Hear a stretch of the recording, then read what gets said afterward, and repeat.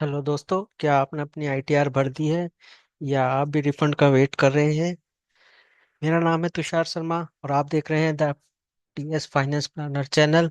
आज हम बात करेंगे इनकम टैक्स के बारे में कि कैसे इनकम टैक्स एप्लीकेबल होता है, किन किन लोगों को अपनी आईटीआर भरनी चाहिए, इसके क्या बेनिफिट्स होते हैं, अगर आप अपनी आईटीआर नहीं भरते हैं तो आपको क्या क्या नुकसान हो सकता है, और इन सब से रिलेटेड डिटेल्स जो अवेलेबल है।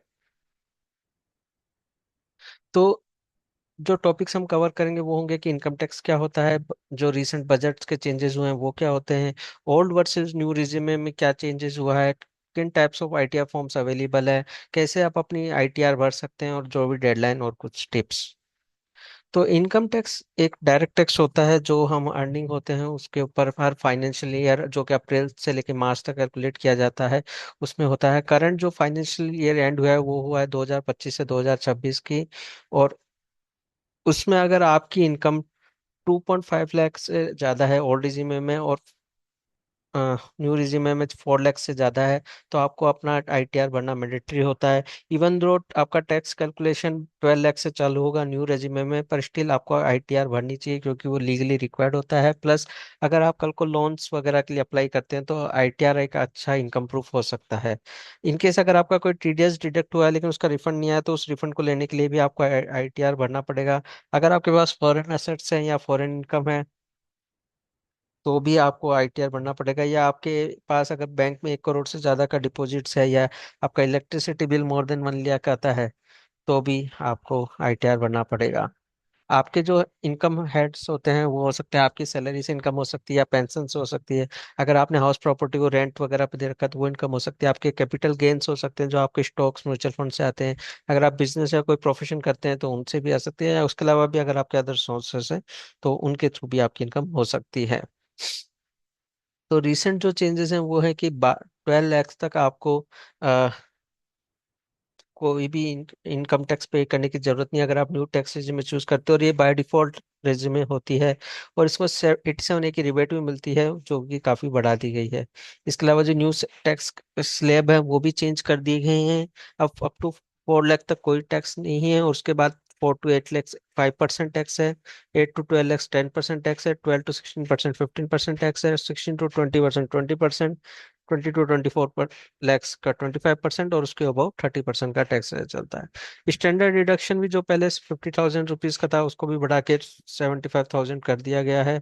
अगर आपको सीनियर सिटीजन है तो उसके भी इंटरेस्ट इनकम को डबल कर दिया गया है। हाउस रेंट का थ्रेशोल्ड भी बढ़ा दिया है, और एनपीएस का डिडक्शन को भी इंक्रीज कर दिया गया है 10 to 14% पे। तो अगर हम टैक्स स्लैब्स की बात करें तो जो अभी हमने कवर किया कि वो ही सेम यहाँ पे है कि इससे आपको टैक्स बेनिफिट भी काफी अच्छा मिल रहा है। अगर आप ओल्ड रेजिमे से कंपेयर करें तो वहाँ पे आपको जो बेस एजम्पशन है वो 2.5 या 3 लाख से चालू हो जाती है, जबकि यहाँ पे 4 लाख से चालू होती है। टैक्स फ्री थ्रेशोल्ड ओल्ड रेजिमे में 5 लाख का है, न्यू रेजिमे में 12 लाख का है। स्टैंडर्ड डिडक्शन ओल्ड में 50,000 है, यहाँ पे 75,000 है। वहाँ ओल्ड में आप एटीसी का बेनिफिट ले सकते हैं जो न्यू में अवेलेबल नहीं है। इसके अलावा आप एटीडी जो हेल्थ इंश्योरेंस करवाते हैं उनका बेनिफिट ले सकते हैं, वो भी अवेलेबल नहीं है। अगर आप एचआरए जैसे रेंट पे कर रहे हैं तो उसका एग्जाम्पशन भी लेते हैं तो वो भी न्यू में अवेलेबल नहीं है। होम लोन का इंटरेस्ट भी न्यू में अवेलेबल नहीं है। एनपीएस का इसमें इन्हेंस हुआ है। तो लेट से अगर आप अपने यहाँ एक अपना टैक्स कैलकुलेट कर सकते हैं, क्योंकि अगर आपके पास एटीसी की डिबेट है, आप हेल्थ इंश्योरेंस ले रहे हैं, आपके पास एचआरए भी है, और आप अगर होम लोन को भी पे कर रहे हैं, तो अगर आप सारे पॉइंट्स को कंसिडर करेंगे तब आप ओल्ड रिजिम में आपके लिए बेनिफिट होगी, अदरवाइज न्यू रिजिम में ही आपको बेनिफिट होगा। इसलिए काफी जो मेजर पॉपुलेशन है वो न्यू टैक्स रिजिम में स्विच करती जा रही है, क्योंकि वहीं पे उनको बेनिफिट नजर आ रहा है। इसके अलावा अगर आप आईटीआर फॉर्म्स भी भरते जाएंगे तो आप इनकम टैक्स लॉगिन पे ट्राई करेंगे तो वहाँ पे आप अपना पैन कार्ड नंबर से अपना अकाउंट बना सकते हैं अगर ऑलरेडी अकाउंट नहीं बना हुआ है, और आप उसके अंदर अपनी आईटीआर को भर सकते हैं। आईटीआर यहाँ पे कई तरह के फॉर्म्स वहाँ पे आपके पास अवेलेबल होते हैं, जिसमें आईटीआर 1 जो सहज फॉर्म है वो अगर आप सैलरीड एम्प्लॉयज हैं जिनके पास इनकम 50 लाख से कम है, और उनके पास अगर ज्यादा स्टॉक्स वगैरह में ट्रेडिंग नहीं करते, या total capital gains per year का 1.25 लाख से कम का है, तो आप ITR 1 भर सकते हैं। ये काफी इजी होता होता है, और आप इसको खुद भी भर सकते हैं। इसके अलावा आप इंडिविजुअल हैं जिनके कैपिटल गेन्स है, फॉरेन असेट्स हैं, मोर देन 2 हाउस प्रॉपर्टी है, इनकम 50 लाख से ज्यादा है, या आप किसी कंपनी में डायरेक्टर हैं, देन आप उसको भी ITR 2 फिल करना मैंडेटरी होगा। अगर आप फ्यूचर एंड ऑप्शंस में ट्रेडिंग करते हैं स्टॉक्स में, या आपकी बिजनेस या प्रोफेशन से इंडिविजुअल इनकम आती है, तो आपको ITR 3 भरना होगा। अगर आपकी प्रिजम्पटिव इनकम है, जैसे प्रोफेशनल एक्सपर्ट है जो 44ADA इनका बेनिफिट उठाते हैं, और आपकी इनकम 50 लाख से कम है इंडिविजुअल के लिए, और बिजनेस के लिए सॉरी इंडिविजुअल के लिए 75 लाख से कम है, या बिजनेस के लिए 50 लाख से कम है, तो आप ITR फॉर्म 4 को भर सकते हैं। इसके अलावा अगर आप फर्म है, LLP है, AOP है, BOI या कॉर्पोरेट सोसाइटी है, तो आपको ITR फॉर्म 5 भरना चाहिए। अगर आप companies other than those claiming under section 11 charitable religious trust है, तो आपको ITR 6 भरना चाहिए। अगर आप कोई trust, political party, university, research institute है, तो आपको ITR 7 भरना चाहिए। तो यहाँ पे ये सारे के सारे फॉर्म आपको अवेलेबल हैं, और आपको जिस कैटेगरी में आप एग्जिस्ट करते हैं, आप उस कैटेगरी के अकॉर्डिंग भर सकते हैं। यहाँ पे कई थर्ड पार्टी वेंडर्स भी होते हैं, वो भी आप ये सर्विस प्रोवाइड करवाते हैं, या आप किसी CA की हेल्प से भी इसको भर सकते हैं। वैसे आजकल इनकम टैक्स ने काफ़ी इजी कर दिया है। अगर आपको अपनी ITR खुद भरनी है, तो आप सबसे पहले फॉर्म 16 अगर आप सैलरीड एम्प्लॉय कर लीजिए, और उसमें अपना IT इनकम टैक्स की डिपार्टमेंट की वेबसाइट से अपना एनुअल AIS स्टेटमेंट डाउनलोड कर लीजिए। उस AIS स्टेटमेंट में आपके जो पूरे ईयर के फाइनेंशियल ईयर के ट्रांजेक्शन होते हैं, उनकी डिटेल होती है। आपको वेरीफाई करना होता है कि वो सारी डिटेल सही है, और उसके बाद उन्हीं डिटेल्स को वेरीफाई करते हुए स्टेप बाय स्टेप आप अपनी खुद की ITR भर सकते हैं। तो सबसे पहले आपको आपके सारे जो डॉक्यूमेंट्स है वो गैदर करने होंगे, जिसमें अगर आप फॉर्म 16 है, या बैंक के स्टेटमेंट है, अगर आपने कोई ओल्ड रिजीम में जाना चाहते हैं तो आपके PPF ALS के जो इन्वेस्टमेंट प्रूफ है वो चाहिए। अगर आपने होम लोन ले रखा है तो होम लोन का सर्टिफिकेट होना चाहिए, और आई इनकम टैक्स की वेबसाइट से AIS डाउनलोड कर सकते हैं। उसके बाद incometax.gov.in पे डाउनलोड करके उससे cross TDS, interest, income, dividend, उनके बारे में आप वेरीफाई कर सकते हैं। अगर आपको कहीं पे मिसमैच मिलता है तो आप डिस्प्यूट रेज कर सकते हैं। उसके बाद based on previous slide information आपको करेक्ट ITR फॉर्म चूज करना पड़ेगा, और उसमें भी आपके पास ऑप्शन रहता है कि आप टैक्स रेजिम में चूज करें। आप स्टिल ओल्ड टैक्स रेजिम को चूज कर सकते हैं, लेकिन जो डिफॉल्ट सेलेक्टेड होती है वो अब न्यू टैक्स रेजिम में होती है।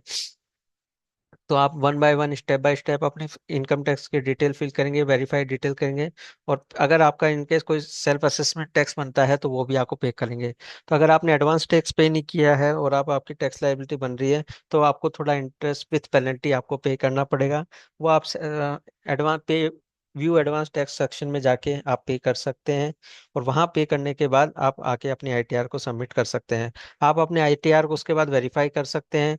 ये वेरीफाई करना बहुत इजी है। आप अब आपको वही डॉक्यूमेंट्स भेजने की जरूरत नहीं होती, आप ये ऑनलाइन वेरिफिकेशन भी कर सकते हैं, और ये आप आधार OTP के थ्रू, नेट बैंकिंग के थ्रू, या डीमैट अकाउंट के थ्रू कर सकते हैं।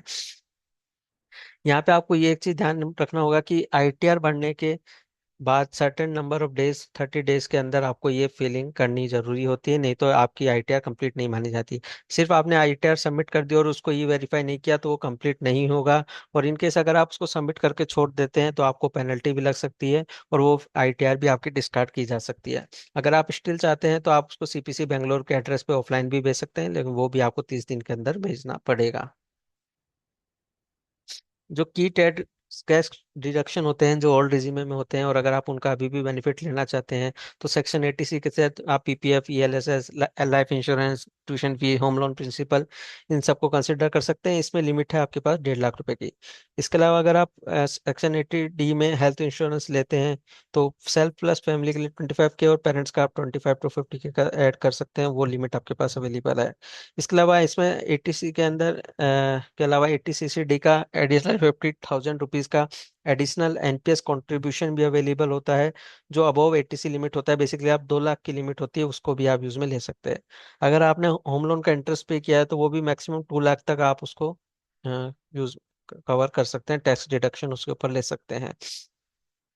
अगर आपका सेविंग अकाउंट पे इंटरेस्ट आया है तो वो अगर मैक्सिमम 10 लाख 10,000 है, सॉरी, तो वो भी आप 80 TTA के अंदर बेनिफिट ले सकते हैं। और उसके अलावा अगर आप HRA कैलकुलेट कर रहे हैं तो HRA के में भी आप टैक्स डिडक्शन का बेनिफिट ले सकते हैं। HRA कैलकुलेट करने के लिए थ्री फॉर्मूला होते हैं। अगर फर्स्ट होता है मिनिमम ऑफ एक्चुअल एरआर पे HRA 50% और 40% ऑफ सैलरी, और रेंट माइनस 10% ऑफ सैलरी। तो ये कोई सा भी एक ऑनलाइन HRA कैलकुलेटर यूज में लेके और अपनी सैलरी स्लिप में देख लीजिए कि आपका HRA का कंपोनेंट कितना है। उन दोनों को आपस में कंपेयर करके आप अपना HRA कंपोनेंट निकाल सकते हैं और उसको क्लेम कर सकते हैं। ये सारे, अगर आप ओल्ड टैक्स रेजिमे में हैं तो, और आप सैलरीड एम्प्लॉयड हैं, तो ये सारी डिटेल्स अगर आपने अपने एम्प्लॉयज को दी होगी, एम्प्लॉयर को दी होगी, तो आपके जो ऑफिस के अकाउंटेंट्स टीम होगी उन्होंने भी ये सारी चीज कंसिडर करते हुए आपका टैक्स उस हिसाब से कैलकुलेट किया होगा। तो अब आपको जब ITR फिल करते वक्त वो टैक्स आपकी लाइबिलिटी कम होगी। लेकिन लेट से अगर आपने फेक डॉक्यूमेंट दिए तो ऐसा मत कीजिएगा, क्योंकि आजकल इनकम टैक्स डिपार्टमेंट भी काफ़ी स्मार्ट हो गया है, वो ये लेटेस्ट टेक्नोलॉजी का यूज़ कर रहे हैं। और ये जो चीज़ें हैं काफ़ी इजीली ट्रैक हो सकती है, और इन फ्यूचर में आपको विद पेनल्टी अमाउंट पे करना पड़ सकता है, जो कि काफ़ी ज़्यादा होता है, और इवन आपको जेल भी हो सकती है। तो इन चीज़ों को अवॉइड कीजिए, ऑनेस्टली अपना टैक्स पे कीजिए। तो अब हम बात करते हैं डेडलाइंस की। जो फर्स्ट डेडलाइन है ITR 1 और ITR 2 की, वो 31 जुलाई है। हो सकता है गवर्नमेंट चेंज कर दे इसमें, लेकिन अभी के लिए आप यही मान के चलिए कि इसकी ये डेडलाइन फिक्स है। ITR 3 एंड ITR 4 के लिए 31 अगस्त है, जो नॉन ऑडिट है। ऑडिट केसेस के लिए 31 अक्टूबर है। अगर ट्रांसफर प्राइसिंग केसेस हैं जिसमें डोमेस्टिक, तो आपके पास 30 नवंबर 2026 है। बिलेटेड ITR आप फाइल कर सकते हैं 31 दिसंबर 2026 तक, जिसमें आपको लेट फिलिंग का चार्जेस भी ले देखना पड़ेगा। और उसके बाद अगर आप रिवाइज रिटर्न फाइल कर सकते हैं तो वो आप 31 मार्च तक कर सकते हैं, जिसमें आप ITR को अपडेट कर सकते हैं। तो ये सारे डेडलाइंस को दिमाग में रखते हुए आप अपना फाइल कीजिए। जितनी जल्दी आप अपने ITR को फाइल करेंगे उतनी जल्दी आपकी प्रोसेसिंग होगी, और उतनी जल्दी अगर आपका रिफंड है तो वो भी मिलेगा। अगर इनकेस आपका रिफंड नहीं है तो आपके ITR प्रोसेस होने की स्पीड काफ़ी तेज होगी, और वो लेट से विद इन वीक और टू आपकी ITR प्रोसेस हो सकती है। तो अगर आप सैलरीड एम्प्लॉई है तो आपको ITR 1 या ITR 2 फाइल करनी है बाय 31 जुलाई 2026। और अगर आपकी बिजनेस या प्रोफेशन इनकम है तो आपको ITR 3 या 4 फाइल करनी है बेस्ड ऑन 31 अगस्त 2026। अगर आप न्यू रिजी में है तो एट अप्रोक्स 12.75 लाख 12,75,000 का आप टैक्स बेनिफिट ले सकते हैं, अगर आपकी इनकम 12,75,000 तक है। आप इनकम टैक्स .gov.in की वेबसाइट से प्री फिल्ड AIS फॉर्म ले सकते हैं, और उसकी हेल्प से आप अपना ITR इजीली भर सकते हैं। लेकिन आपको मेक श्योर करना पड़ेगा कि आप जो भी AIS की एंट्री और फॉर्म 16 की एंट्री उनको चेक कर ले, ताकि उसमें मिसमैच नहीं हो, क्योंकि उनमें अगर मिसमैच होता है तो स्क्रूटनी नोटिस आपके पास आ सकता है। रिवाइज रिटर्न विंडो 31 मार्च 2026 तो की है। तो अगर आपको लेट से आप ITR भर देते हैं लेकिन आपको बाद में रियलाइज होता है कि आपने ITR में कोई मिस्टेक्स कर दी है, तो आप उसको रिवाइज कर सकते हैं। और जैसे ही आप अपने ITR को सबमिट कर देते हैं तो आप उसको ई वेरीफाई कीजिए, क्योंकि बिना ई वेरीफाई किए वो एप्लीकेशन कंप्लीट नहीं मानी जाती है।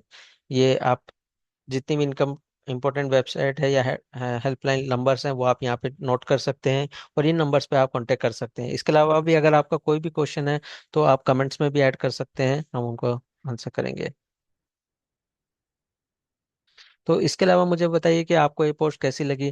क्या आपका इनकम टैक्स डिपार्टमेंट से रिलेटेड कोई क्वेश्चन है या किसी ITR फॉर्म से रिलेटेड क्वेश्चन है, तो वो हमें कमेंट बॉक्स में बताइए, हम उनका आंसर जरूर करना चाहेंगे। इसके अलावा भी अगर आप कोई पॉइंट डिस्कस करना चाहते हैं तो आप हमें कमेंट्स में बता सकते हैं, या आप चाहते हैं हम किसी और टॉपिक को कवर करें तो वो भी आप हमें कमेंट्स में बता सकते हैं। मिलते हैं अगली बार, तब तक के लिए thank you everyone, keep watching, keep sharing.